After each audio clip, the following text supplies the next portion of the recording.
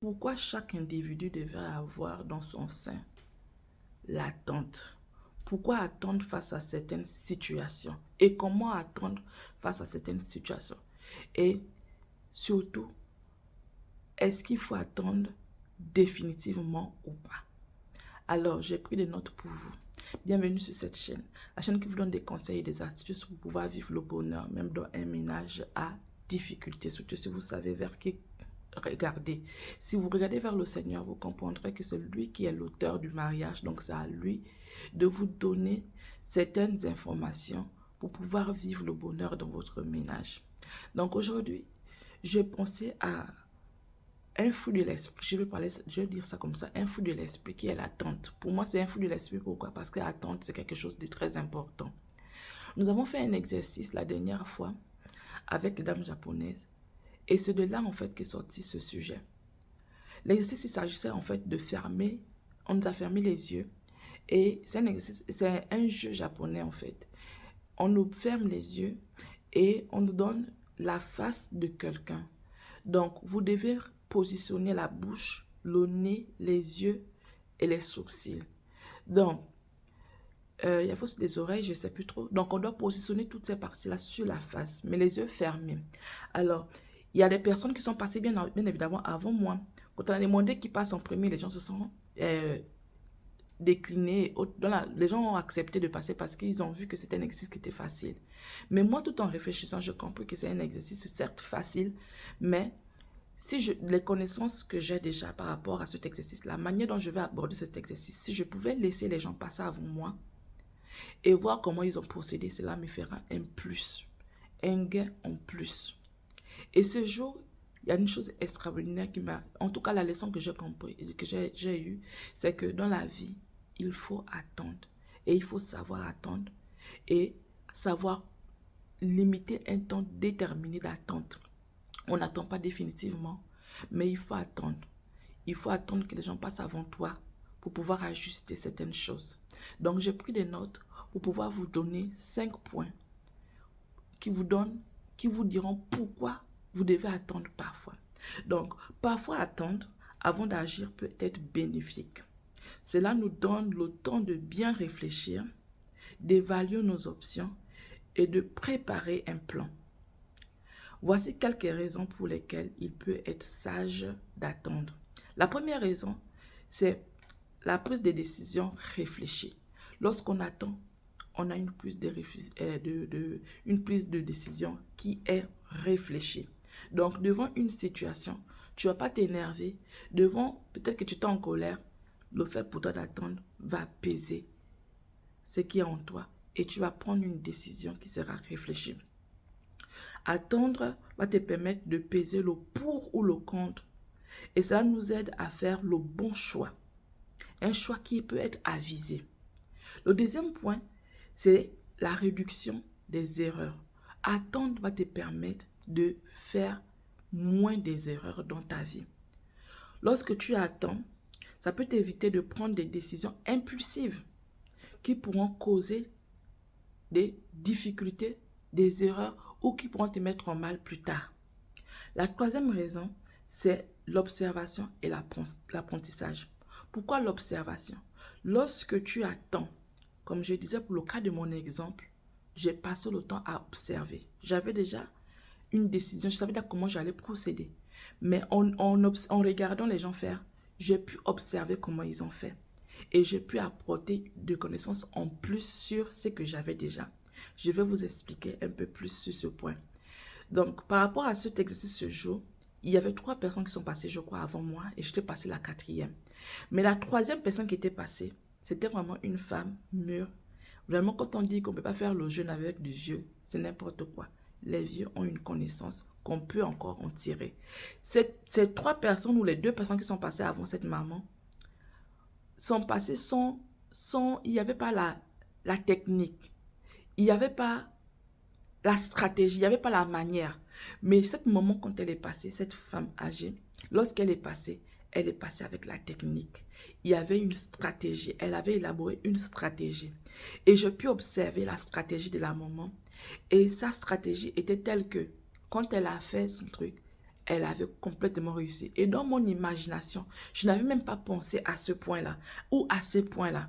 Donc, ce qu'elle a fait m'a permis de pouvoir ajuster, non seulement d'observer et d'ajuster mes connaissances. Ce qui fait que quand je suis passée après elle, déjà, elle, quand elle est passée, elle a presque bien fait. Mais moi, quand je suis passée, j'ai bien fait parce que quoi? J'avais déjà des connaissances en moi et j'ai pu ajuster avec ce que j'avais encore vu, ce qu'elle avait pu faire. Parce qu'elle avait vraiment la technique et elle avait, franchement, ce qu'elle avait, je ne l'avais pas. Si j'étais passée avant elle, j'allais faire comme toutes les autres. Mais en passant après elle, j'ai pu ajuster certaines choses. Donc, je voulais vraiment revenir sur cet exercice-là parce que c'est ce qui m'a amené vraiment à faire cette vidéo. Ensuite, le quatrième point, c'est la planification. Le temps d'attente peut être utilisé pour bien planifier. Donc, ça dépend des domaines dans lesquels vous vous trouvez. Moi, je vous ai pris l'exemple du jeu que nous avons pu avoir. Mais il peut y avoir d'autres domaines là où l'attente peut être favorable pour vous. Ce qui augmente les chances du succès. Effectivement, lorsque vous planifiez les choses, vous êtes à coup sûr, vous allez réussir dans ce que vous faites, à coup sûr, parce que vous avez eu le temps de planifier. Et un plan, lorsque les choses sont faites, par exemple, là aujourd'hui, j'ai pris la peine de pouvoir rédiger, parce qu'habituellement, je ne rédige pas. Je dis des choses qui me viennent comme ça en tête. Et quand je dis des choses qui me viennent pas comme ça en tête, parfois j'ai eu le temps de dire par exemple que, ok, dans ma mémoire, je vais parler de ceci d'abord, ensuite ceci, ensuite en plus cela et autres. Donc je planifie les choses, mais je n'écris pas.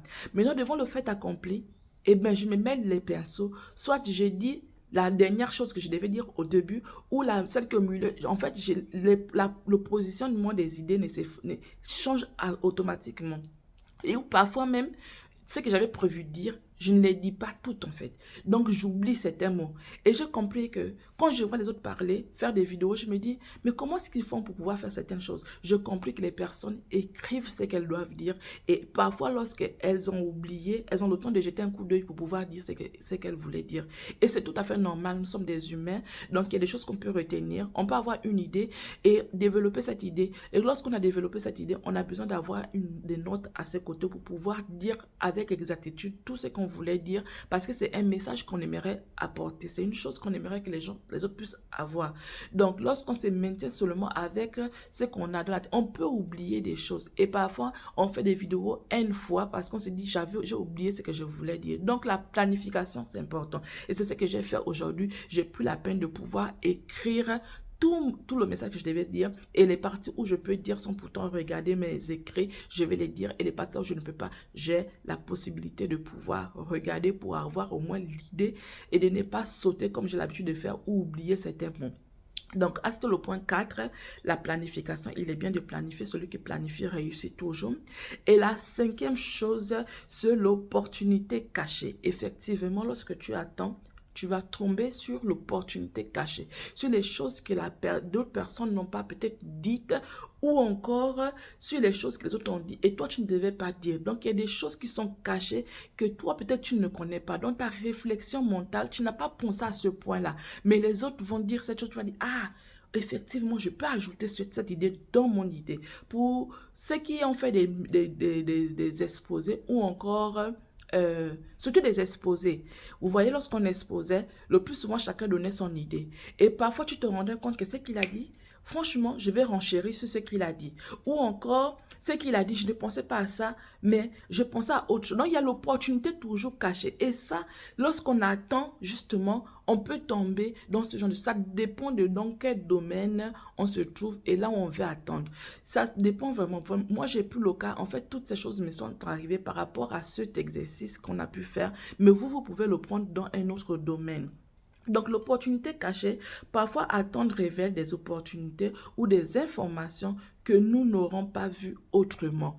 Effectivement, quelqu'un a dit une idée, mais toi, tu ne pensais même pas à cette idée. Tu dis, waouh, oui, effectivement, ça cadre effectivement avec ce que je voulais dire. Donc, je vais renchérir sur cette chose. Ou encore, si c'est une chose que tu voulais écrire, tu as mis ce que tu voulais écrire et tu penses que l'autre a pu dire parce que tu te rends compte que ce que l'autre a dit, tu n'avais pas l'intention de le dire. Donc, c'est bien de pouvoir toujours attendre parce qu'il peut y avoir une opportunité cachée. Alors, après avoir dit ces 5 points, attendre n'a pas que des bonnes choses. Voilà pourquoi je dis, il faut déterminer le temps d'attente. Il ne faut pas que le temps d'attente soit très long. Lorsque le temps d'attente est très long, eh bien, vous pouvez tomber dans l'inaction. Nous savons tous que l'inaction, c'est quelque chose de pas bien. C'est quelque chose qui va venir détruire, ternir votre personne. Donc, il faut absolument déterminer le temps d'attente. Attendre, c'est bien, mais jusqu'à quand voulez-vous attendre? Jusqu'à combien de temps? Est-ce que nous, ce jour-là, je reviens sur l'exemple que nous avons pu faire ce jour, là où on nous bandait les yeux, on était une affaire, je crois, de 7 ou 8. 7 ou 8. Donc, j'ai plus le temps de laisser 3 personnes devant moi. 3 personnes devant moi, parce que lorsque j'ai laissé les 3 personnes passer devant moi, effectivement, ce que j'ai reçu, c'est quelque chose d'extraordinaire, parce que ceux qui sont passés après nous disaient, waouh, il a fallu attendre pour pouvoir voir le secret de la maman. Donc, si je pouvais attendre, être la dernière. Mais pourquoi être la dernière? C'est vrai, ça peut être bien, parce que là, on était dans un nombre limité aussi, 7 personnes. Mais imaginons que c'était 50 personnes. Imaginons que c'était 20 personnes. Tu ne vas pas attendre être la 20e. Parce qu'il y a aussi, tu peux tomber dans l'inaction. Tu peux être fatigué et ne pas faire la chose qu'il faut faire convenablement. Donc, lorsque tu vas attendre, il est préférable d'attendre, c'est une bonne chose. Pour moi, c'est un fruit de l'esprit parce que aujourd'hui, dans un monde là où on court pour tout, on n'attend presque plus. Mais attendre, c'est important. Et l'autre point que je voulais signifier, c'est que, comme je crois que je l'ai déjà dit, on dit souvent que faire du vieux avec du jeune, il faut proscrire cela. Mais moi, je pense que on ne peut pas proscrire parce que c'est que un vieillard peut voir pendant qu'il est assis. Un jeune ne peut pas voir cela quand il est assis. Donc, c'est vrai que nous avons des nouvelles technologies aujourd'hui. C'est vrai que tout est nouveau aujourd'hui. Mais il est préférable toujours d'avoir une connaissance ancestrale. Quand je parle de connaissance ancestrale, je vais parler des personnes déjà âgées qui ont eu un vécu. Il est préférable de se rapprocher toujours de ces personnes. Donc, je le dis pourquoi? Parce que pour le même cas, avec ce jeu que nous avons pu voir, c'est cette maman qui était la plus âgée parmi nous toutes qui nous a montré comment il fallait procéder. Autant que nous étions, on a vu que l'exercice était facile. Et les gens se sont précipités. Moi, je savais qu'il fallait se précipiter, mais il fallait savoir à quelle position je l'allais passer. Je savais que je n'allais pas passer la première, je n'allais pas passer la deuxième, peut-être la troisième ou la quatrième. Mais le fait de voir cette personne âgée passer, je compris qu'il y avait de l'expérience en elle. Non seulement de l'expérience, mais elle avait une stratégie. Elle avait une théorie.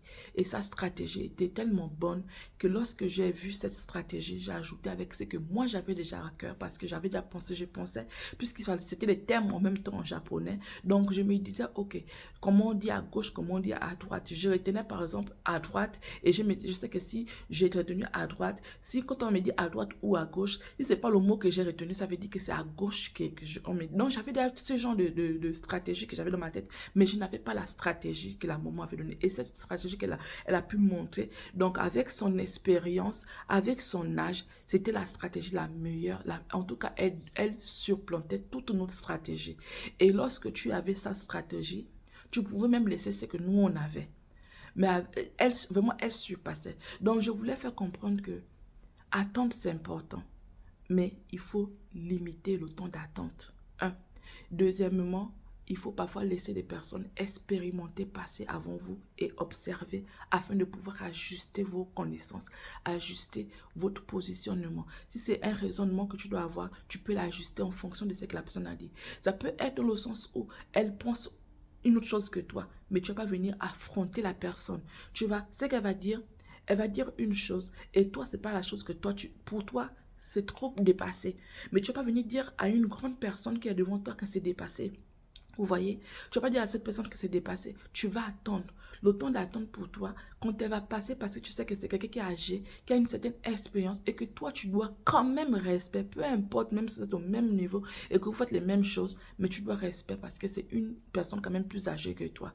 Donc, j'ai laissé cette maman-là passer avant moi et je me disais, si elle passe avant moi, je sais comment je vais faire par la suite. Et c'est dans le cas où il fallait donner son point de vue, imaginons que c'est un point de vue qu'il fallait donner, et qu'elle donne son point de vue. Moi, en étant plus jeune qu'elle et de beaucoup, peut-être que j'avais l'âge de sa fille, je ne pouvais pas aller en affront vers cette femme-là, en rejetant tout ce qu'elle a dit, mais en disant, ok, je vais essayer de nuancer pour pouvoir donner mon point de vue. Donc, ça dépend, lorsque je parle de l'attente, ça dépend de dans quel domaine vous vous trouvez et dans quelle situation vous vous trouvez. Donc, vous allez prendre ce que j'ai pu dire et pouvoir mettre cela en fonction de là où vous vous trouvez, là où vous vous situez et là où vous devez faire intervenir l'attente. Donc, il faut adapter la chose selon le contexte dans lequel vous vous trouvez.